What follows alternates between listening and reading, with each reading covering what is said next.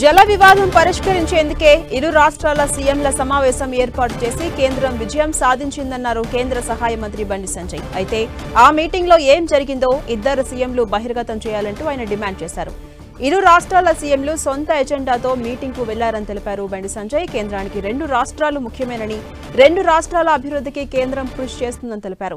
BRS, Congress ఒకటే అని, ఆ పార్టీలు ఒకరిపై ఒకరు విమర్శలు చేసుకోవడం సహజమే అన్నారు బండి సంజయ్. బనకచర్ల విషయంలో కమిటీ చేస్తామన్నారని చెప్పి ఆయన చెప్పిండు. అక్కడ రాష్ట్ర మంత్రి, ఇక్కడ ముఖ్యమంత్రి గారు బనకచర్ల డిస్కషన్ జరగాలని చెప్పి ఈయన అయిపోయాడు. వాస్తవం ఏందో తెలిసినప్పుడు కూడా బయటకు వచ్చే ప్రయత్నం. ఎందుకంటే ఈ రెండు పార్టీలు ఒకటే, బీఆర్ఎస్, కాంగ్రెస్. మన ఇద్దరం మీద అనుకోవాలి, మధ్యలో బీజేపీ వస్తే మనం తట్టుకోలేము. కాబట్టి నువ్వు నేను తిట్టుకోవాలి, నువ్వు కొట్టినట్టు నేను వేసినట్టు చేస్తా. ఇప్పుడు ఇద్దరు ఒకటే పని ఇద్దరు. ఇప్పుడు లోపల ఏం జరిగిందో రాష్ట్ర ముఖ్యమంత్రి గారు స్పష్టం చేయాల్సిన బాధ్యత వారిది ఉంది. అయితే ఈ రాష్ట్ర ముఖ్యమంత్రి అని చెప్పాలి, లేకుంటే ఆ రాష్ట్ర ముఖ్యమంత్రి అని చెప్పాలి.